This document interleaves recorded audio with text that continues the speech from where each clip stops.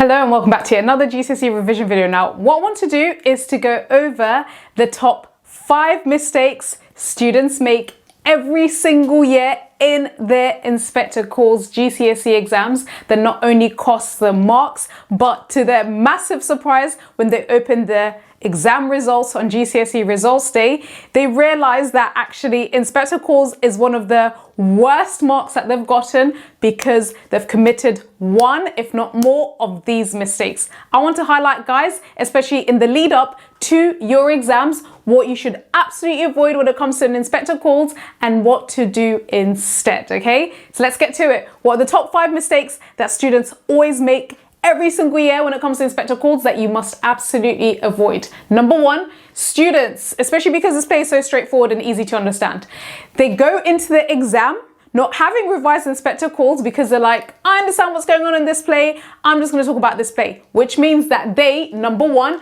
end up retelling the plot instead of analyzing the question in front of them. In other words, remember that your examiners don't care how well you know in inspector calls. They don't care whether you can tell them in lots of detail what's happened in Act 1, 2, or 3.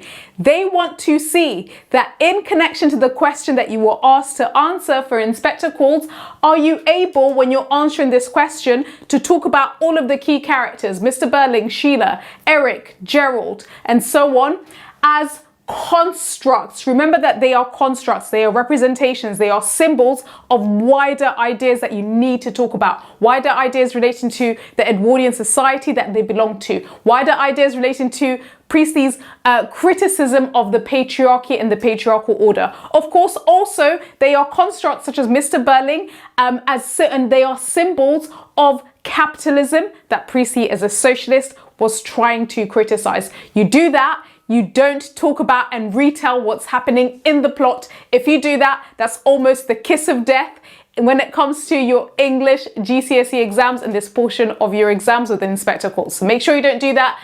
Don't commit this mistake that students always make every single year with inspector calls.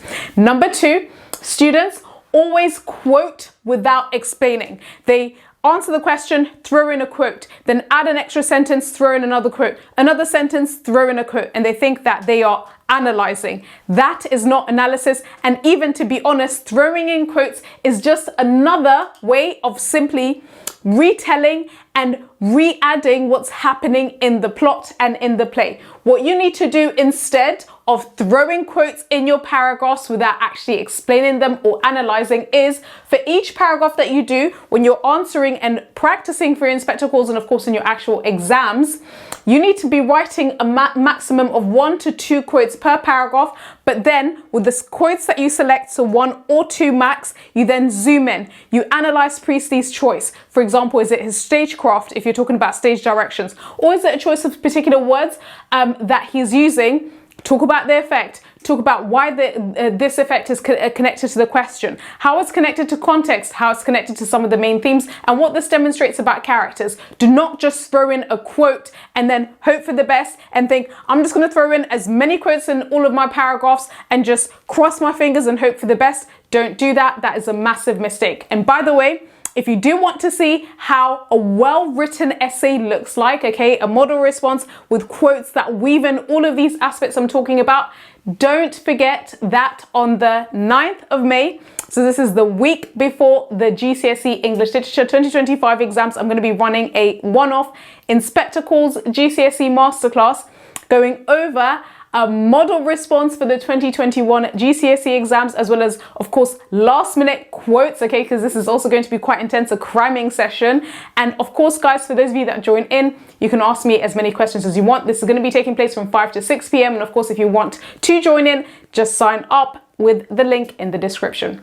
The third mistake that students make every single year with inspector calls when it comes to this portion of their exams is ignoring context or dumping a random context point in without checking if it is relevant to the question. Remember, you absolutely want to add context. Do not exclude context, but always ask yourself when you select that bit of context, how does this context that I've selected convey Priestley's message in connection to the question?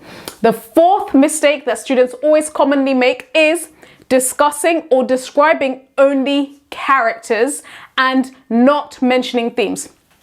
Remember, for an inspector calls, whether you decide to go for the character question or the theme question, you absolutely have to talk about themes. Remember that themes are tied to Precy's message, okay? Even if you decide to get, if you get a question on Mr. Burling or Sheila or Eric, whoever it is, and you're like, oh my God, amazing, I've got this character question, I have so much I can write about this character.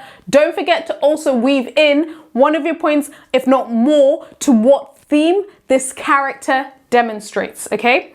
And finally, when it comes to the fifth and arguably the worst mistake, which is going to be the kiss of death to your GCSE exams, and especially, literally, this is going to be the kiss of death if you do this in failing your GCSE exams for inspector calls, is not answering the question. And of course, you might be looking at that and you're like, yeah, duh, I'm going to be answering the question. No.